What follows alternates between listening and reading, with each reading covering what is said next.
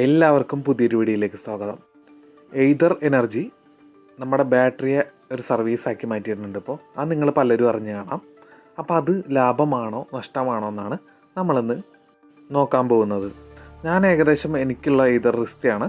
അതിനകത്ത് ഏകദേശം 14,000 കിലോമീറ്ററോളം റൺ ചെയ്തിട്ടുണ്ട്. അപ്പോൾ അതിൻ്റെ ഒരു റിവ്യൂ നമ്മൾ ഈ അടുത്ത് തന്നെ അപ്ലോഡ് ചെയ്യുന്നതാണ്. ഫുൾ റിവ്യൂ, അതിൻ്റെ പ്ലസ് മൈനസ് എല്ലാം നമ്മളതിൽ ഇൻക്ലൂഡ് ചെയ്യുന്നതാണ്. അപ്പോൾ അതിനുവേണ്ടി നമ്മുടെ ചാനൽ സബ്സ്ക്രൈബ് ചെയ്തൊക്കെ മറക്കരുതേ. അപ്പോൾ നമ്മൾ ഇന്ന് പറഞ്ഞു വന്നത് ബാറ്ററി ആസ് എ സർവീസ്. അതിന് നമ്മൾക്ക് കിലോമീറ്ററിന് എയ്തർ ഈടാക്കുന്നത് കിലോമീറ്ററിന് 1 രൂപ വെച്ചാണ്.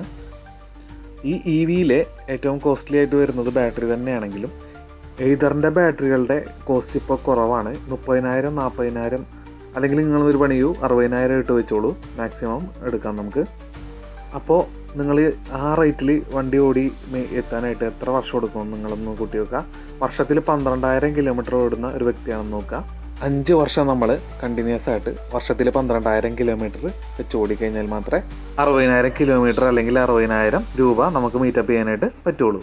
അപ്പോൾ നിങ്ങളൊരു കാര്യം ശ്രദ്ധിക്കുക, പ്രോ പാക്ക് എടുത്തവർക്ക് 60,000 കിലോമീറ്റർ വരെ വാറണ്ടിയിൽ ഇൻക്ലൂഡഡ് ആണ് ബാറ്ററി. അപ്പോൾ അങ്ങനെയാണെങ്കിൽ ഇതിൻ്റെ ആവശ്യമുണ്ടോ? നിങ്ങളൊന്ന് ആലോചിച്ച് നോക്കി. നമുക്ക് ബാറ്ററി ആ സർവീസ് എടുക്കേണ്ട ആവശ്യമുണ്ടോ? അങ്ങനെയാണെങ്കിൽ ബാസ് എടുത്തവർക്ക് ബാറ്ററി ഗ്രിഡിൽ ഫ്രീ ചാർജ് ആണെന്ന് പറയുന്നുണ്ട് 1 വർഷത്തേക്ക്.